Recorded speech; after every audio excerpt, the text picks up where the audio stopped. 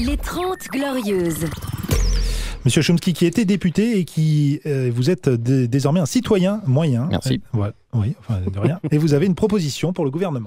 Oui, je propose qu'on enterre le soldat inconnu ailleurs. Alors pourquoi ? Parce qu'en général, quand un type meurt, on lui souhaite de reposer en paix. Mais si on veut qu'il repose en paix, on l'enterre à Saint-Cyr-la-Popie dans le Lot, pas place Charles de Gaulle. Parce qu'en termes de nuisance sonore, à côté, le Hellfest, c'est du Étienne Dao. Sans parler que toute la journée, c'est de la poésie routière. Oh, toi, gros tarbat, avance ta caisse, oui, suis mon doigt. 6 heures d'embouteillage par jour, il n'y a que les artères de Depardieu qui sont aussi bouchées. Et tout ça pourquoi ?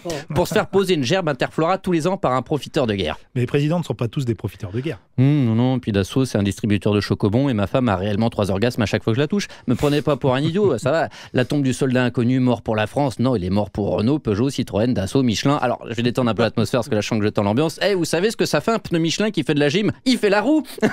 Et vous savez ce que ça fait un pneu Michelin qui fait la guerre ? Ça fait des bénéfices. Attendez, c'est tout de même un hommage à tous les hommes qui sont morts pour la grandeur de la France. Oui, la plupart des gens qui vous parlent de la grandeur de la France, ils sont surtout préoccupés par la grandeur de leur zizi. Et ma croissance, tu l'as vu, ma croissance ? Imaginons que l'économie, c'est un sexe masculin. Pour lui donner de la croissance, il faut lui injecter du sang. Mais à vouloir toujours plus de croissance, qu'est-ce qui se passe ? On n'irrigue plus là où il faut, c'est-à-dire le cerveau. C'est comme ça qu'on se retrouve avec un mauvais partage des richesses, des terrains cultivables, des perturbateurs endocriniens et un taux d'autisme alarmant. Pourquoi ? Parce qu'il y a une poignée de bitophiles qui rêvent d'avoir le plus gros mandrin que la Terre ait jamais porté. C'est dommage, parce qu'un cerveau, ça voit loin, alors qu'une tub, ça va rarement plus loin que 20 cm. Je sais qu'il existe plus grand, mais ces gens-là, pour moi, c'est des tabourets à 3 pieds, pas des humains.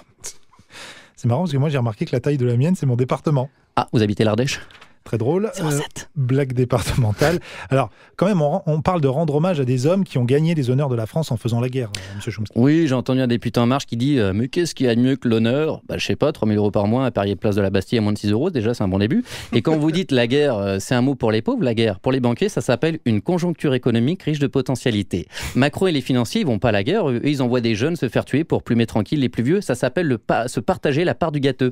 Les entreprises cherchent toujours à se faire de la maille, peu importe les dégâts. Regardez l'évasion fiscale. Ils vous disent que c'est légal. Mais parce que c'est légal, ils sont transparents. Ouais, ils sont transparents, et alors, c'est pas parce que je peux voir à travers un gros bâtard que je vais le trouver sympathique. Et vous savez, ça fait 40 ans que les politiques luttent soi-disant contre les paradis fiscaux. Moi, la dernière fois que j'ai vu un échec pareil, c'est la grammaire dans la bouche de Jules. Jules qui va se lancer dans le cinéma d'horreur, j'ai appris, ça va s'appeler « Attention derrière toi, Becherel !»